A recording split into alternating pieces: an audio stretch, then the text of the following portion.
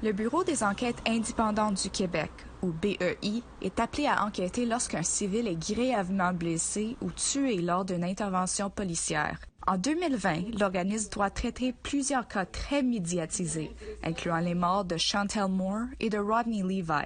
Avant la création du BEI en 2018, il revenait au Service de police de Montréal, le SPVM, d'enquêter sur les allégations de violence policière. Mais selon un observateur civil indépendant, les forces policières ne soutiennent pas adéquatement les victimes autochtones lorsqu'une plainte officielle est déposée. Le BEI a des grandes réformes à adopter, à mon avis, pour permettre aux Autochtones de regagner une certaine confiance dans les enquêtes criminelles qui visent des policiers. Fanny Lafontaine, une avocate et professeure d'université, affirme que son récent rapport fait état du colonialisme présent au sein des services de police. Il porte sur 61 enquêtes relatives à des cas de mauvais traitement envers les Premières Nations et les Inuits, fait sur une période de 2 ans. Il formule 25 recommandations d'amélioration à apporter dans un certain nombre de domaines. Le BEI a des grandes réformes à adopter, à mon avis, pour permettre aux Autochtones de regagner une certaine confiance dans les enquêtes criminelles qui visent des policiers.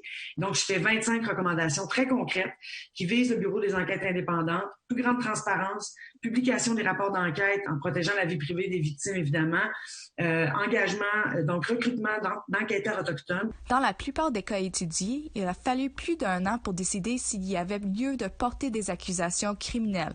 Et bien souvent, ce n'était pas le cas. Par exemple, en 2019, on a innocenté les agents de tout acte répréhensible après la mort de Jimmy Siwak et Lee Sialuk dans une cellule de prison de Pevernatuck. Publiquement, le BEI a déclaré que la police s'est conformée à leur enquête, mais des courriels personnels récemment obtenus démontrent le contraire. Le protocole a été violé.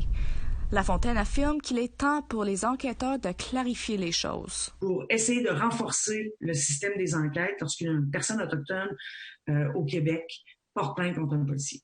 Le chef régional de l'APNQL, Ghislain Picard, affirme que le rapport témoigne d'un racisme systémique au sein des services de police. Et même si le gouvernement refuse d'utiliser cette expression, il ne peut pas faire fi au constat et de la justesse des recommandations de Maître Lafontaine. Elle réclame également des sanctions plus sévères lorsque les agents ne coopèrent pas. Avec Yann Lafrenière, un vétéran de la police depuis 30 ans qui dirige maintenant le portefeuille des affaires autochtones du Québec et avec plusieurs rapports sur lesquels s'appuyer, Lafontaine espère que les Autochtones victimes de violences policières pourront bientôt bénéficier d'un processus juste et équitable dès le tout début. Lindsay Richardson, Nouvelle nationale d'APTN, Montréal.